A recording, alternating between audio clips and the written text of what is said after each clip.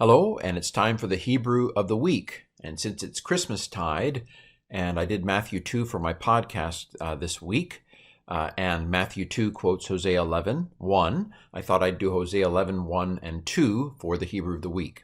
So let's go right into it.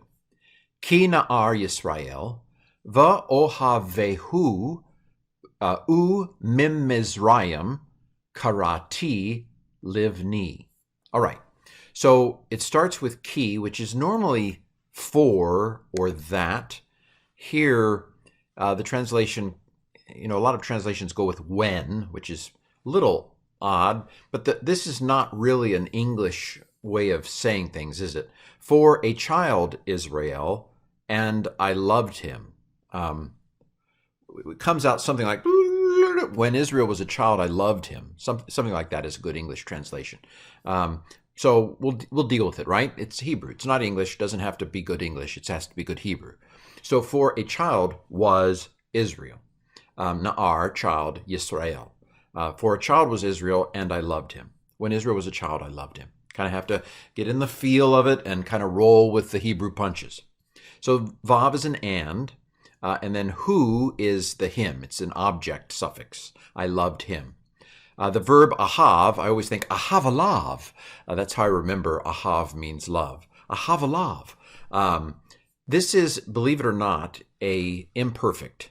It's converted imperfect, sometimes called, because it's actually a past tense verb. Historically, a preterite verb. It's a past tense one, even though the imperfect we often think of as relating more to the future because of incompletion. This was actually at one time a past tense. It's collapsed into the imperfect in Hebrew. And so what happened here, this is a first common singular, I loved him.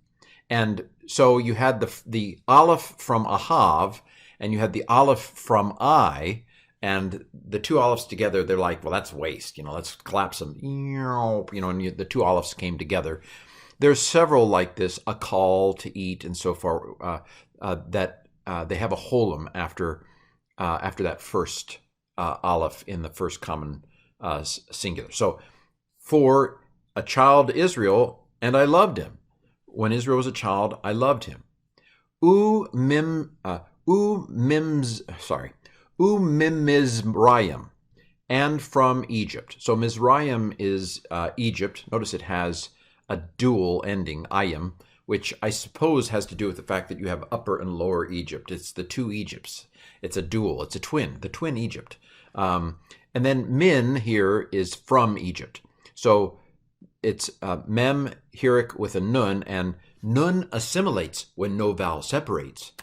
Gets sucked into the mim and doubles the mim. So, and from Egypt. Karati, finally something normal.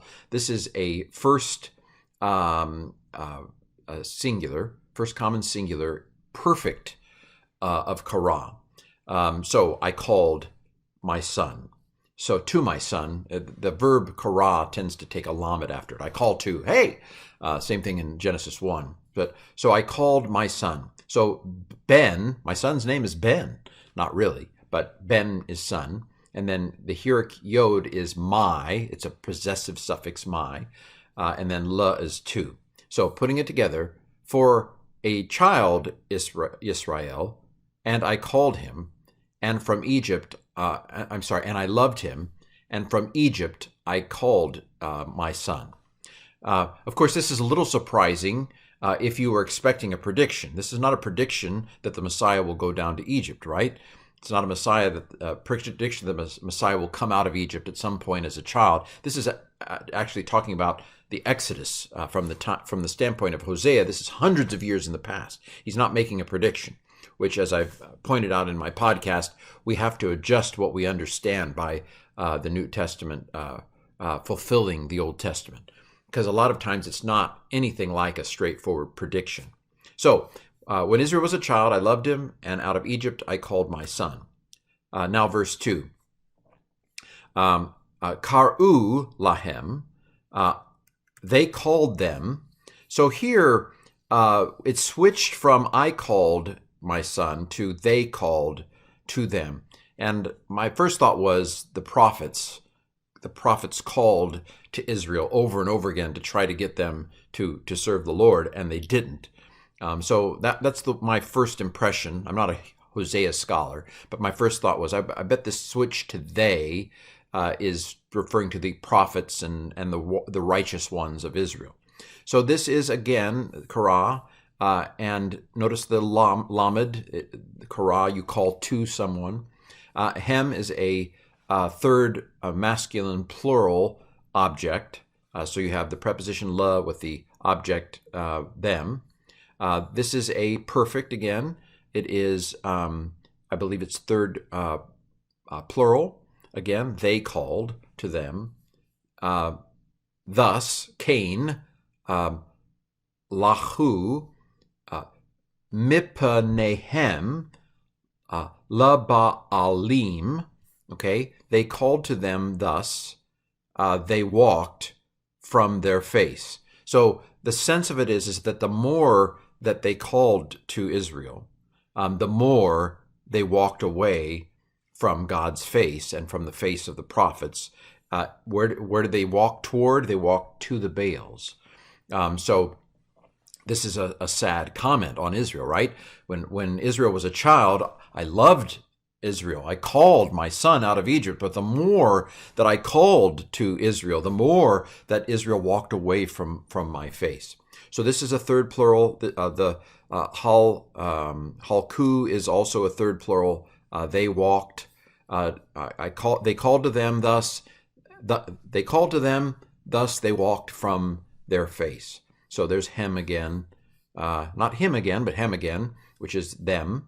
And then min again. Nun assimilates when no vowel separates. So the nun has been sucked into the pay. This has to be a vocal schwa because a doubled consonant has to be followed by a vowel. So that has to be a vocal schwa. Mipanehem. Mipanehem. I think the accent's probably on the A. So pane is the plural of faces, from their faces. We have two faces. It's a dual, right? I've got this side and I've got this side. So panayim, is another potential dual in its base form. To the Baals. La is to, and then you see this patak doubling under here. This is a squished hey patak doubling, right? The way you put the normal way that you put a the on a Hebrew verb is you put a hey and then a patak and then you double the next letter. But when you have a preposition, there went the hey. What the hey? The hey goes away. So it's patak and doubling is all that's left of the, but it's to the Baal, to the Baal, and then hirik yod mem is to the Baals.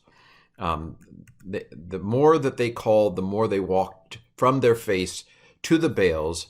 Yezeveku v'lapa salim katerun. The more that they called to them, the more they walked from their face to the veils. They sacrificed. So this is, again, third masculine plural with the yod. It's imperfect. The doubled second consonant suggests that it's piel, or a D stem, the doubled stem. They sacrificed to the idols. And to the idols they burned incense. To the Baals they sacrificed, and to the idols they burned incense. So we have the and, we have la, which is to. We've got a patak doubling, which is the, and then we've got a vocal schwa, because it has to be a vocal schwa if it's under a doubled consonant. Hirik yod mem, which is a masculine plural, and to the idols they burned incense. Again, this is a third masculine plural, piel, because there's the doubled second consonant, from Qatar, to burn incense, and zavach, to sacrifice. And then the nun here is meaningless. It's a sound thing, just kind of like, I don't know. It's a post at the end to stick it into. It has no grammatical significance, that particular nun. Okay, so putting it all together, when a child was Israel, even I loved him, and from Egypt I called my son. They called to them, Thus they walked from their face. To the Baals they sacrificed, and to the idols they burned incense. So, sad story. Certainly this was not originally, in its original meaning, about Jesus. Quite clear this was not about Jesus originally. Matthew reads this verse in a fuller sense. He sees a spiritual meaning out of this verse right here. Out of Egypt I called my son. Actually, this last part here, and applies it to Jesus and Joseph and Mary leaving Egypt. Well, that has been the Hebrew of the week.